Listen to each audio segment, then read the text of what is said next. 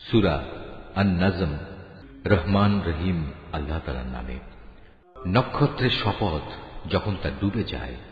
তোমাদের সাথী পথ ভুলে যায়নি, সে পথভ্রষ্টও হয়নি। সে কখনো নিজের থেকে কোনো কথা বলে না, বরং তা হচ্ছে ওহী, যা তার কাছে পাঠানো হয়। তাকে আল্লাহর এই ওহী শিখিয়ে দিয়েছে এমন একজন ফেরেশতা যে প্রবল শক্তির অধিকারী। সে হচ্ছে সহজাত বুদ্ধিমত্তার অধিকারী। অতঃপর সে একদিন সত্যি সত্যি নিজ আকৃতিতে তার সামনে এসে দাঁড়ালো। এমন ভাবে দাঁড়ালো যেন সে ঊর্ধ্বাকাশের উপরিভাগে অধিষ্ঠিত। তারপর সে কাছে এলো, অতঃপর সে আরো কাছে এলো। এ সময় তাদের উভয়ের মাঝে ব্যবধান থাকলো মাত্র 2 ধনুকের সমান, কিংবা তার চাইতেও কম। অতঃপর সে তার আল্লাহর বান্দার কাছে ওহী পৌঁছে দিল, যা তার পৌঁছানোর দায়িত্ব ছিল।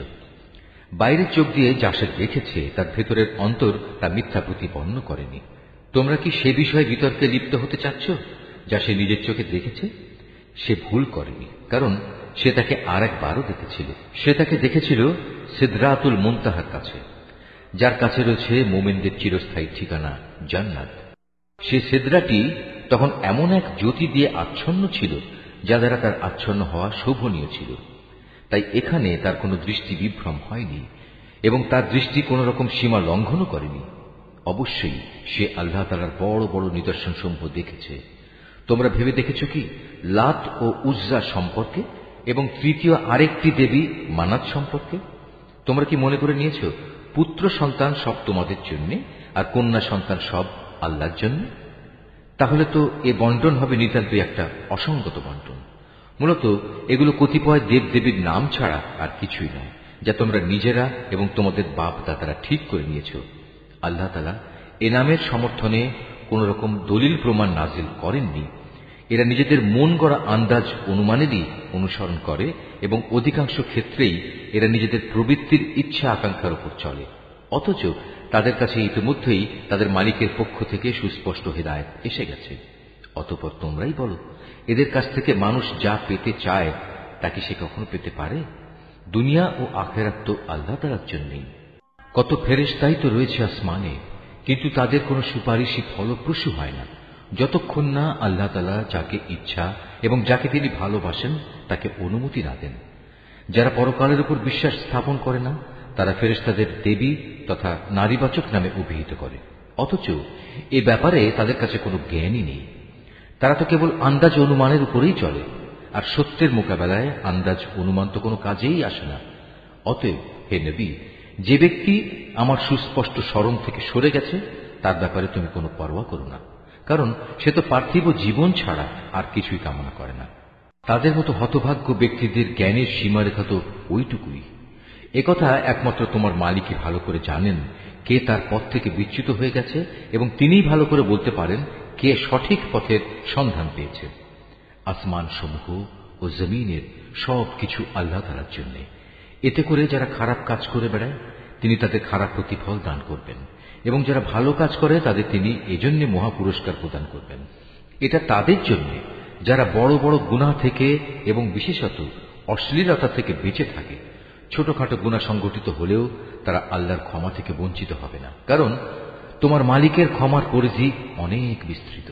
তিনি তোমাদের তখন থেকে ভালো করে জানেন যখন তিনি তোমাদের এ জমিন থেকে পয়দা করেছেন। তখনও তিনি তোমাদের জানতেন যখন তোমরা ছিলে তোমাদের মায়ের পেটে ক্ষুদ্র একটি ভ্রূণের আকারে। অতএব কখনো নিজেদের পবিত্র দাবি করো না। আল্লাহ তাআলা ভালো জানেন কোন ব্যক্তি তাকে বেশি ভয় করে। এই আয়াতটি যিনি তেলাওয়াত করবেন এবং যিনি এই আয়াতটির তেলাওয়াত শুনবেন তাদের সবাইকে এখানে একটি সাজদা আদায় করতে হবে। এটা ওয়াজিব। হে নবী, তুমি কি সে ব্যক্তিটিকে দেখোনি যে আল্লাহ তাআলার পথ থেকে মুখ ফিরিয়ে নিল?